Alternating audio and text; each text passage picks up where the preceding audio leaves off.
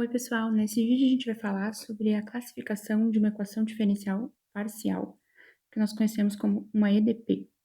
O exemplo que a gente vai utilizar para falar da classificação é isso que está indicado aqui na tela: a derivada parcial da função u de segunda ordem em relação à variável x elevado ao quadrado, mais a derivada da função u de segunda ordem em relação à variável t, igual a t ao quadrado. Então, a função que é a solução dessa equação diferencial, ela é uma função que depende das variáveis x e t. Nós costumamos chamar as variáveis x e t de variáveis independentes. E a variável u, no caso, é a variável dependente. Ela depende de x e de y. E nós podemos classificar essa equação diferencial parcial de três formas, em geral, né? Com relação à ordem, quando eu vou classificar com relação à ordem, é a ordem da mais alta derivada que aparece na equação diferencial. Nesse caso, a ordem da mais alta derivada é 2, porque o máximo que eu derivei a função u é 2 vezes. Então, a ordem é 2.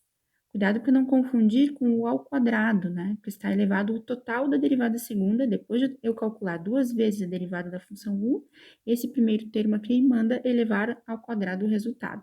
Mas isso não tem a ver com a ordem. A ordem é o máximo de vezes que eu derivei a função u nessa equação diferencial. Com relação à linearidade, tá?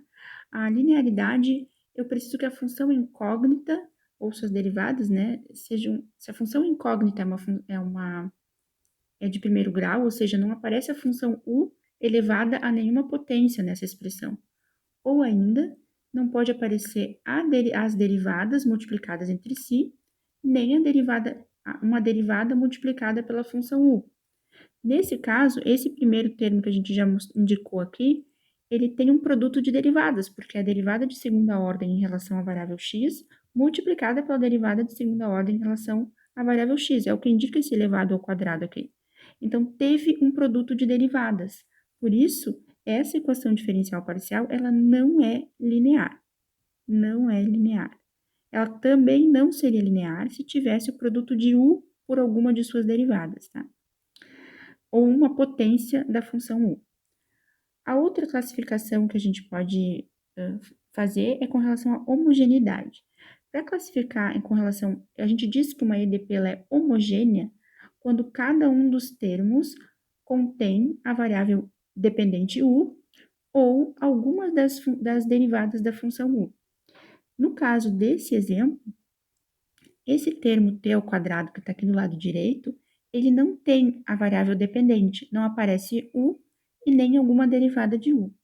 Então, nesse caso, a gente diz que essa EDP não é linear, quando aparece um termo assim, que não tem u ou derivada de u. Em relação às EDPs que forem lineares de segunda ordem, a gente pode classificar essa EDP com relação à natureza da solução. Então, eu coloquei aqui uma forma geral de uma EDP linear de segunda ordem. Notem que não tem nenhuma derivada elevada a uma potência, nem produto de derivadas, nem potências da função u. Tá? E também ela é homogênea porque não sobrou nenhum termo que não tenha u ou uma derivada de u. Essa notação u índice xx significa que eu estou derivando a função u aqui duas vezes em relação à variável x. Aqui eu vou derivar em y, depois em x, duas vezes na variável y, uma vez na variável x, uma vez em y, aqui não derivo. Então, essa é apenas uma anotação para ficar mais simples aqui a escrita. Essas constantes a, b, c, d, e e f são os coeficientes, os números que estão multiplicando na frente, né, dessas derivadas. Nessa maneira de escrever, a solução da EDP é uma função u que depende da variável x e y, como já indicam as derivadas parciais aqui na escrita. E essa classificação especial para as EDPs lineares de segunda ordem funciona da seguinte forma. A gente faz esse cálculo, b ao quadrado menos 4 vezes a vezes c. Esse b, a e c são esses coeficientes que estão multiplicando as derivadas. Se esse cálculo der menor do que zero, a gente classifica a EDP como elíptica. Uma EDP elíptica, normalmente, ela representa situações de equilíbrio, fenômenos de equilíbrio, tá? Um exemplo de EDP elíptica que nós vamos discutir um pouco mais para frente, né, é a equação de Laplace. Equação de Laplace. Outra possibilidade, então, que pode acontecer é eu fazer o cálculo de b ao quadrado menos 4ac e dar positivo, maior do que zero. Nesse caso, a gente classifica a EDP como hiperbólica.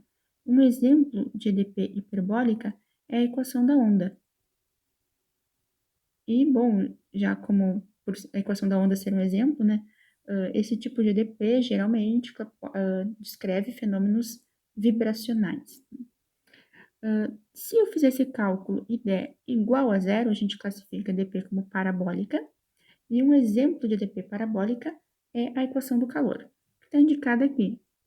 O índice T igual a c quadrado, o xx. Então, eu estou imaginando que a função que descreve a solução desse problema é uma função que depende de U é uma função U que depende de x e t. Para identificar os coeficientes, então, posso, por exemplo, escrever todos os termos do mesmo lado da igualdade, se isso facilita para você. Então, menos o t.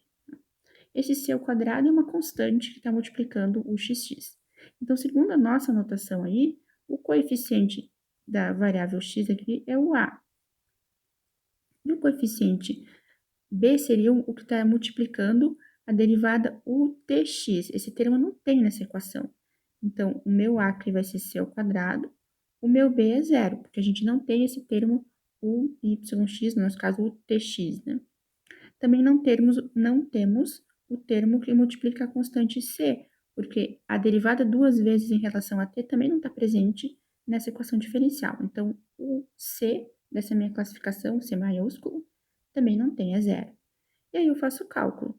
É b ao quadrado menos 4ac. Isso vai ser 0 menos 4 vezes czinho ao quadrado vezes zero, ou seja, zero. Por isso, ela é uma equação parabólica. Então, era isso, pessoal. Um abraço e até a próxima.